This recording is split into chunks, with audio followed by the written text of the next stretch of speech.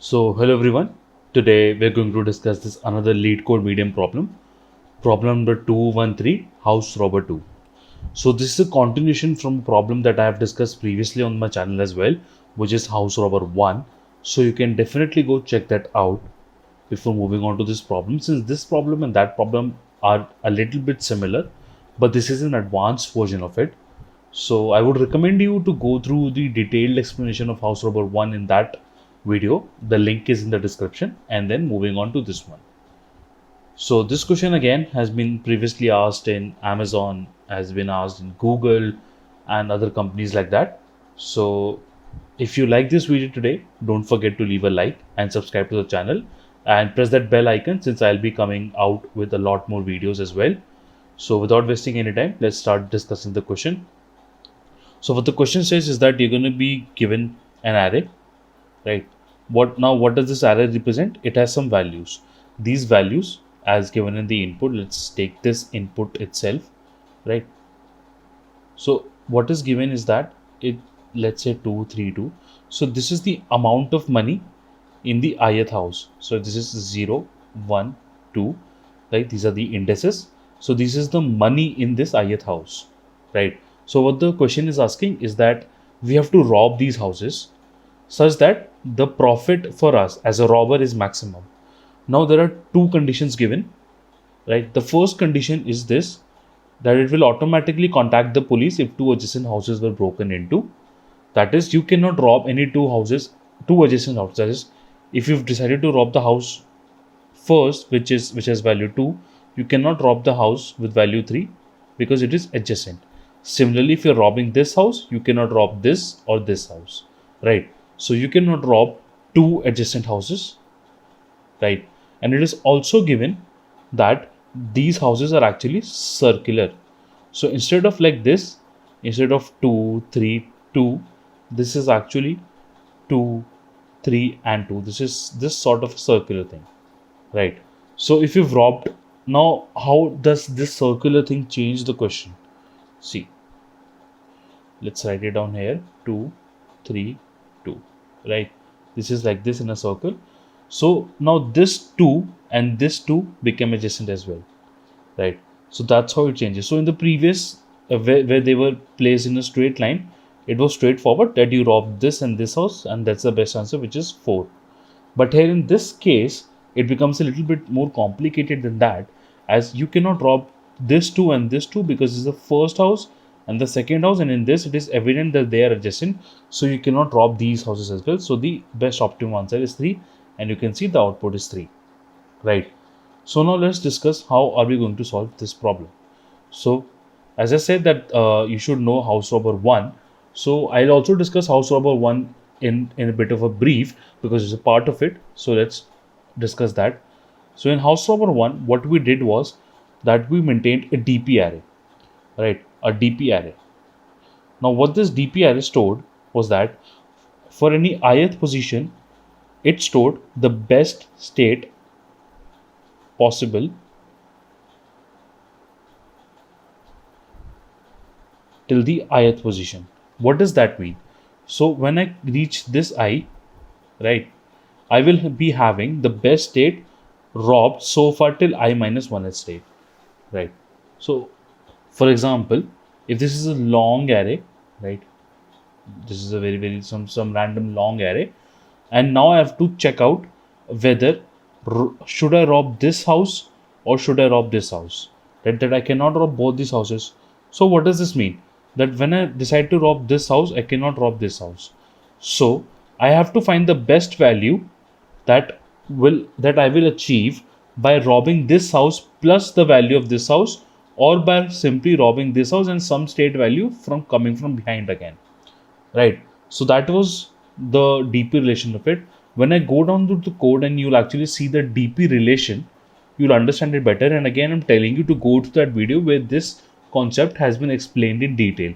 I'm only gonna give you the hack for this question right now. You can go check the derivation of the DP relation from that video. The link is in the description, so you should definitely check that out once, right? So what is the hack for this question? The hack for having two arrays, right, for having a circular array is that we, instead of taking one DP array, we take two 1 DP arrays. Now what will these store? Right. The first DP array will store the values for house number 0 to house number n minus 2. And the second DP array will store the best values for house number 1 up till house number n minus 1. Right. So this basically means that I've broken the circle. So if this was a circle and this was the element at 0 and these are some more elements and this is the n minus 1th element, so I've broken this circle here, right? So when I break this circle, I will get this sort of an array 0 to n minus 1, right? But in reality they are adjacent. So I in first pass I skip this element and get this DP array. And in this second DP array, I skip this element, n minus 1th element, and take the rest of it, right? So I get this DP array. And now what will be my final answer? The maximum that I will get by reaching this state or this state, that is, but the end of this array and the end of this array, the maximum will be my final answer. This will be more clear when I show you the code. So let me just show you the code so that this part is more clear in that, and I'll explain in that how is this working. So for the DP relation, I would still recommend you to go to the other video.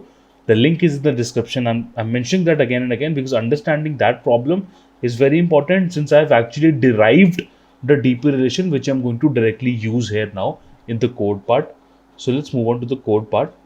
So this is the code part. So let's start discussing the code, right? So first of all, you can see if n equal to 0, I return 0. That is, there is no house, means I can't rob anything, means no robbery. So I return 0, right? If there's only one house, so I just rob this house, so I return nums of 0. If there are two houses, I can either rob this one or I can rob this one. So that's what I've done. I return the maximum value. Now comes the tricky part. So I take first DP of size n, and actually I'm taking both DPs of size n, that doesn't matter, right? I've taken two DPs of size n, and for the first DP, and I've initialized both DPs to 0. So with the first DP, you can see I've sent 0 to n minus 2. That is, if this was my complete array, and this was 0, 1, so on and so forth, till n minus 1, I've discarded the last element because this element was the one which was adjacent to this. So I've discarded this, that I'm considering that I'll rob from here. I'll rob from this substate and then move forward, right? So that means discarding this element will leave me with this entire array from 0 to n minus 2, and then I'll find the best answer from this. How will I find the best answer from this? Is this function void checkmax. So what this does is that I send a start, I start an ending point, I send the DP array, and I send the original vector. So my DP of start is equal to the array of start. The first element is the same as the previous element, and DP of s plus 1, this again, this entire code, this small snippet of code, I have explained in the house robber 1 part. So this snippet of code is actually nothing but house robber 1. So how I have derived this DP relation, you can check out there. So you can see also here what I'm doing is that for the DP array, the first element is the same as the first element of the array. The second element, you can see, I'll just show you. The second element is the maximum of the second element of the array or the previous element of the DP array. Why? Because either this is going to be maximum or this is going to be maximum. I can rob only one of these, so that I've taken here. And for the rest of the array, I've simply used the DP relation derived in that video. Alright.